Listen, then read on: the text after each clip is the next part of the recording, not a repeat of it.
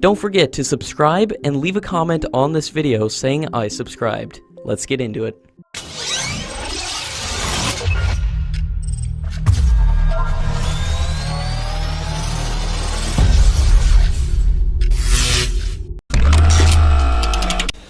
India and Russia have not been able to move ahead on signing a joint development plan for the fifth-generation fighter aircraft that is being negotiated since 2010. At one end, the Indian Air Force has expressed certain reservations on the performance characteristics of the proposed new aircraft, including its stealth capabilities and the jet engine technology. Hindustan Aeronautics Limited is the proposed joint venture partner to manufacture the FGFA in India only after the technical clearances from the Indian Air Force.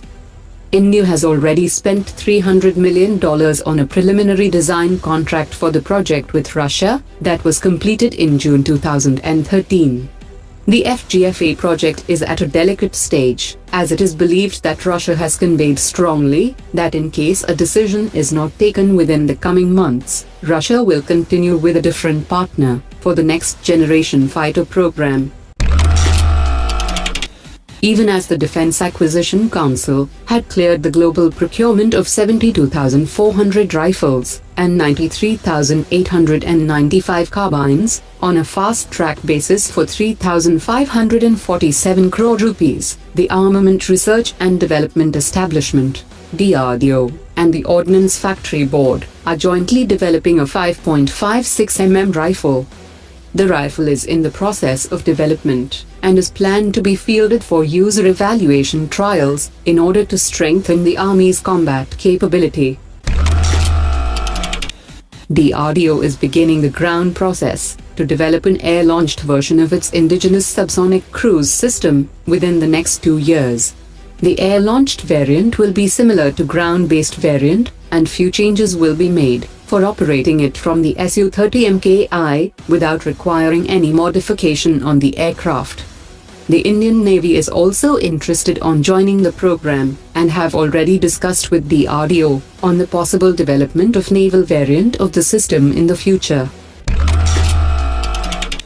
The Border Security Force is ready to acquire tethered unmanned aerial vehicles and surveillance radars to bolster its capability.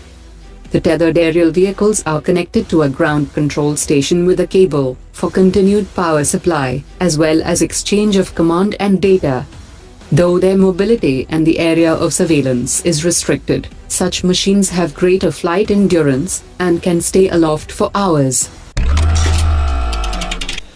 Hindustan Aeronautics Limited has offered the Dhruv helicopter for manufacturing to potential Indian private companies through transfer of technology. Accordingly, the company has invited expression of interest for the identification of Indian partner. During the ongoing visit of Iran's President Rouhani to India, the two countries could seal the details for the final takeover of operations by India of the strategically important Chabahar port.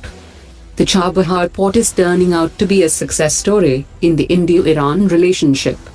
The port has been operationalized and is witnessing high activity, and reports clearly indicate that the traffic is diverting from Karachi port to Chabahar port.